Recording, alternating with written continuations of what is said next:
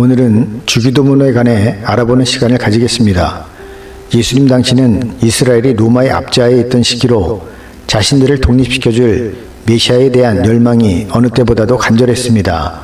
구약 성경 이사야 9장 6절부터 7절, 11장 1절부터 5절, 미가 5장 2절에서 메시아는 베들레헴에서 다윗의 자손으로 태어날 것을 예언하고 있습니다. 다윗 왕은 분열된 이스라엘을 하나로 통일하고 역사상 가장 크고 강력한 국가를 만들었습니다. 예수님이 사역을 시작하기 전 이스라엘에는 메시아에 대한 열망과 함께 여러 신앙 공동체가 있었습니다. 에세네파, 바리새파, 세례요한 공동체가 대표적이라고 할 수 있습니다. 제자들은 여러 공동체가 자신들만의 기도문을 가지고 있던 것처럼 예수 공동체에 맞는 특별한 기도문을 예수님께 요청한 것입니다. 누가복음 11장 1절입니다. 예수께서 한 곳에 기도하시고 마치심에 제자 중 하나가 여짜오되 주여 요한이 자기 제자들에게 기도를 가르친 것과 같이 우리에게도 가르쳐 주옵소서. 주기도문은 마태복음 6장 9절부터 13절과 누가복음 11장 2절부터 4절에 기록되어 있습니다. 예수님이 가르쳐 주신 기도는 예수님 당시 예수 공동체에 의해 기도가 시작되었고 지금도 교회는 계속 기도하고 있으며 주님 다시 오실 때까지 이 기도는 계속될 것입니다. 따라서 하나님의 뜻이 담긴 주기도문은 교회의 기도에 의해 이미 이루어졌고 현재 이루어지고 있으며 마침내 이루어질 것입니다. 현재 교회는 마태복음에 기록된 내용을 공식적인 주기도문으로 사용하고 있습니다. 오늘 우리는 마태복음의 주기도문을 자세히 살펴보겠습니다. 그러므로 너희는 이렇게 기도하라. 하늘에 계신 우리 아버지여, 이름이 거룩히 여김을 받으시오며 나라가 임하옵시며 뜻이 하늘에서 이루어진 것 같이 땅에서도 이루어지이다. 오늘 우리에게 일용할 양식을 주시옵고 우리가 우리에게 죄 지은 자를 사하여 준 것 같이 우리 죄를 사하여 주시옵고 우리를 시험에 들게 하지 마옵시고 다만 악에서 구하옵소서. 나라와 권세와 영광이 아버지께 영원히 있사옵나이다. 아멘. 그러므로 너희는 이렇게 기도하라. 예수님께서는 바리새인같이 진실함이 없는 기도나 이방인같이 반복적으로 주문을 외우는 것 같은 기도를 하지 말라고 말씀하시며 주기도문을 가르쳐 주셨습니다. 너희는 예수 공동체에 속한 사람들을 의미하는 단어입니다. 따라서 주기도문은 예수 공동체에 참여하고 있는 사람들을 위한 것임을 분명히 밝히고 있습니다. 하늘에 계신 우리 아버지여, 여기서 말씀하신 하늘은 이 세상이 포함된 하늘입니다. 하나님은 무소부재하신 분이기 때문입니다. 우리 아버지여에서 우리는 믿음으로 예수님 안에 있는 사람들을 의미합니다. 예수님은 예수님을 믿는 사람들에게 하나님을 아버지로 만들어주는 분입니다. 너는 내 형제들에게 가서 이르되 내가 내 아버지 곧 너희 아버지 내 하나님 곧 너희 하나님께로 올라간다 하라 하시니, 아버지라는 단어는 창조주 하나님과 피조물인 인간의 관계가 예수 그리스도 안에서 아버지와 아들의 관계로 이미 승화되었음을 알려주고 있습니다. 다음 말씀을 보겠습니다. 이름이 거룩히 여김을 받으시오며, 거룩은 분리를 뜻하며 타락한 세상과의 분리를 의미하는 단어입니다. 하나님은 언제나 거룩한 분입니다. 그러나 보이지 않는 하나님이 이 세상 사람들에게도 거룩히 여김을 받기 위해서는 하나님의 자녀들이 세상 사람들에게 거룩함이 무엇인지 알려주어야 합니다. 하나님의 자녀들이 예수 그리스도를 통해 자신의 거룩해진 모습을 보여줌으로써 하나님을 모르는 사람들도 거룩함을 알게 되고 교회로 모이게 되는 것입니다. 교회는 거룩한 성도를 계속 생산함으로써 하나님의 이름이 더 많은 사람들에게 거룩히 여김을 받게 될 것입니다. 다음 말씀입니다. 나라가 임하시오며, 요한복음 1장 10절부터 11절 말씀입니다. 그가 세상에 계셨으며 세상은 그로 말미암아 지은 바 되었으되 세상이 그를 알지 못하였고 자기 땅에 오매 자기 백성이 영접하지 아니하였으나, 예수님은 모든 것을 만드신 창조주 하나님이십니다. 따라서 이 세상도 성자 하나님이신 예수님의 것입니다. 그러나 하나님의 왕국을 이루는 영토, 주권, 백성 중 영토와 주권은 하나님의 것이지만 백성이 빠져 있습니다. 백성 모두가 사단에게 넘어가 본래 주인이신 예수님을 영접하지 않는 것입니다. 그러나 예수님께서 십자가에서 죽으시고 부활하심으로 이 세상 임금이었던 사단은 쫓겨나 무적행에 감금되어 있습니다.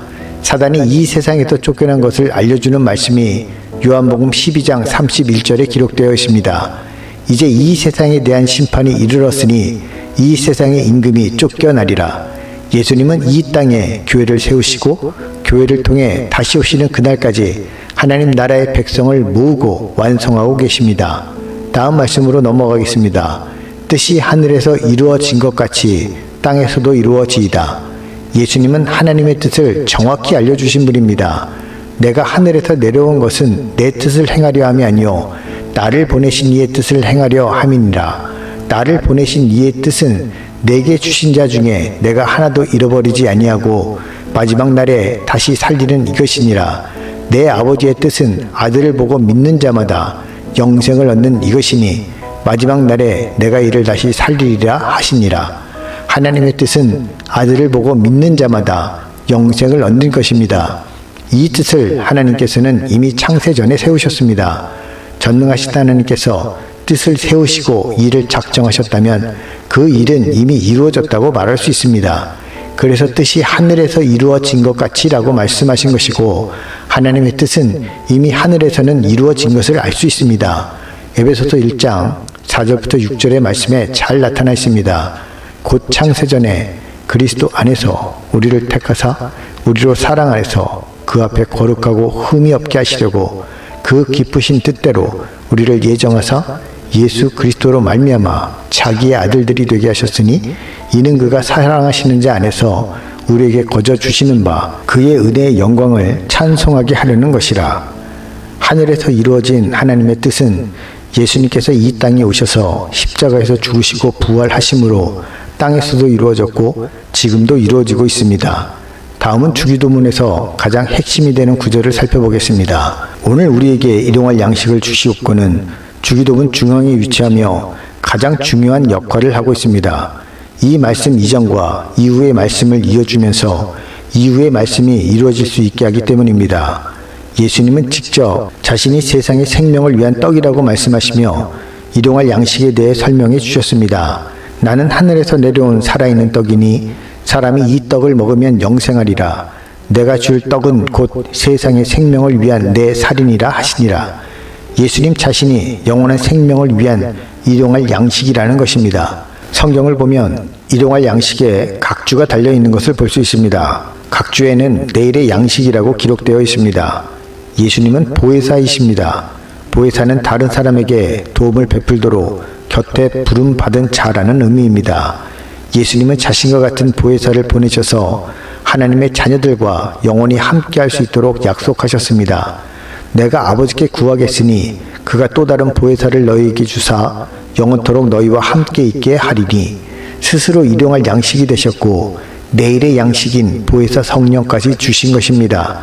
그래서 하나님의 자녀들은 매일 먹는 일용할 양식뿐 아니라 내일의 양식도 먹어야 하는 것입니다. 요한복음 14장 26절입니다.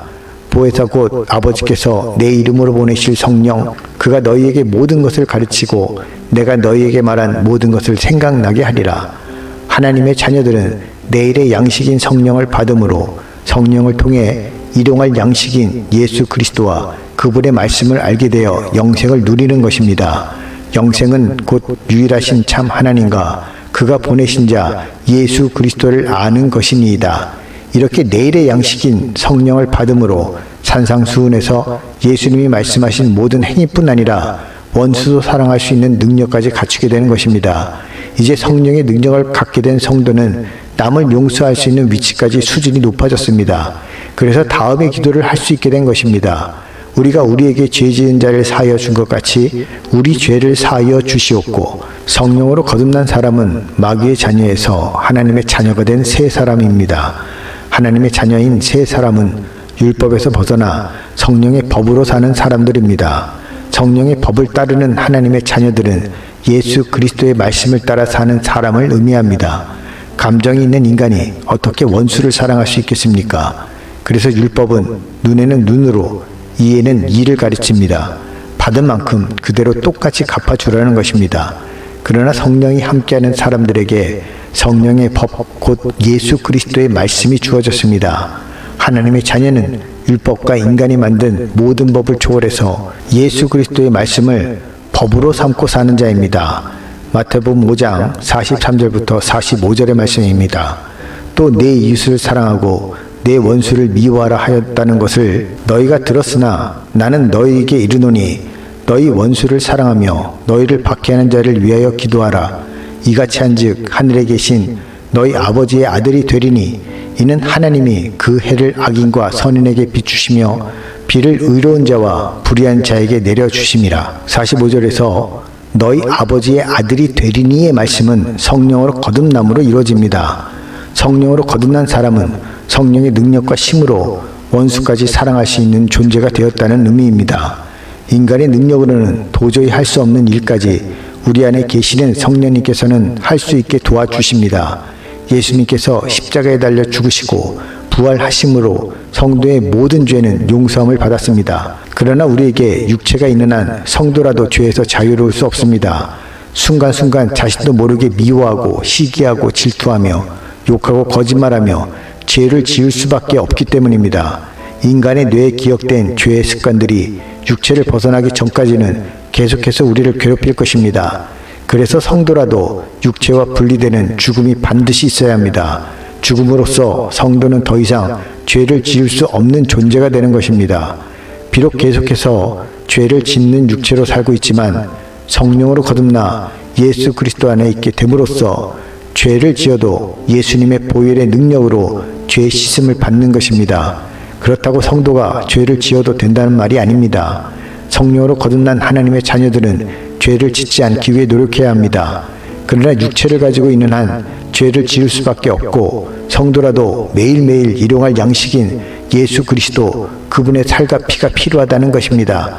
이렇게 하나님의 자녀들은 성령의 능력으로 원수까지 용서할 수 있는 높은 수준의 삶을 살 수 있게 되었습니다.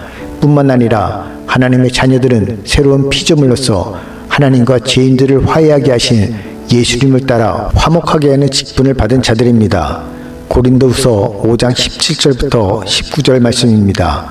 그런즉 누구든지 그리스도 안에 있으면 새로운 피조물이라 이전 것은 지나갔으니 보라 새 것이 되었도다. 모든 것이 하나님께로서 났으며 그가 그리스도로 말미암아 우리를 자기와 화목하게 하시고 또 우리에게 화목하게 하는 직분을 주셨으니 곧 하나님께서 그리스도 안에 계시사 세상을 자기와 화목하게 하시며 그들의 죄를 그들에게 돌리지 아니하시고 화목하게 하는 말씀을 우리에게 부탁하셨느니라. 다음으로 넘어가겠습니다. 우리를 시험에 들게 하지 마옵시고 다만 악에서 구하시옵소서. 하나님은 사람을 시험하는 분이 아닙니다. 사람이 시험을 받을 때에 내가 하나님께 시험을 받는다 하지 말지니 하나님은 악에게 시험을 받지도 아니하시고 친히 아무도 시험하지 아니하시느니라. 오직 각 사람이 시험을 받는 것은 자기 욕심에 이끌려 예수 그리스도를 믿고 성령으로 거듭난 사람이라도 욕심을 버리지 못하면 마귀의 유혹과 시험에서 벗어날 수 없습니다. 베드로전서 5장 8절입니다. 근신하라 깨어라 너희 대적 마귀가 우는 사자같이 두루다니며 삼킬 자를 찾나니. 결국 시험에 들게 하지 마시옵고의 간구는 세상 욕망과 인간의 욕심에서 벗어나 성령을 따라 사는 삶을 강구하는 것이라고 말할 수 있습니다. 갈라디아서 5장 16절입니다. 내가 이르노니 너희는 성령을 따라 행하라. 그리하면 육체의 욕심을 이루지 아니하리라. 성령과 함께하며 성경적 가치관을 가진 사람은 개인의 욕심과 세상 욕망을 따르는 사람이 아니고 하나님의 나라와 의를 구하는 사람입니다. 우리가 하나님의 나라와 의를 위해 살 때 자연스럽게 악에서 벗어난 자로 살게 될 것입니다. 이제 주기도문의 마지막 구절을 보겠습니다. 나라와 권세와 영광이 아버지께 영원히 싸움나이다. 아멘. 주기도문은 이렇게 하나님을 경배하고 믿음의 아멘으로 끝을 맺고 있습니다. 모든 간구를 마치고 하나님의 나라와 그 나라를 통치하시는 하나님과 그분의 영광이 영원하기를 소망하며 경배와 신앙 고백으로 기도를 마치는 것입니다. 여기서 중요한 것은 하나님께라고 하지 않고 아버지께라고 한 부분입니다. 하나님의 나라와 권세와 영광이 자녀가 된 성도에게 영원히 함께 누릴 수 있는 자격이 부여되었다는 의미입니다. 이 모든 은혜는 아버지 하나님께서 자녀가 된 모든 성도들에게 주신 것입니다. 피조물인 인간은 마땅히 창조주 하나님을 경배해야 합니다. 그러나 하나님께서는 피조물 중에서 특별히 구별하셔서 성도인 우리를 하나님의 자녀로 삼아주셨습니다. 위대한 일을 행하시고 놀라운 은혜를 베풀어 주신 아버지 하나님께 경배드리는 것은 자녀된 자들의 마땅한 도리입니다. 이렇게 주님이 가르쳐 주신 주기도문은 지난 수천 년간 교회와 성도들을 통해 기도되어 왔습니다. 주기도문을 통한 우리의 강구는 이미 이루어졌고 지금도 이루어지고 있으며 주님이 재림하시는 그날까지 앞으로도 계속 이루어질 것입니다. 우리 주 예수 그리스도께서 가르쳐 주신 기도를 통해 우리의 모든 문제를 극복하고 영원히 아버지 하나님을 경배하는 우리 모두가 되기를 소망합니다.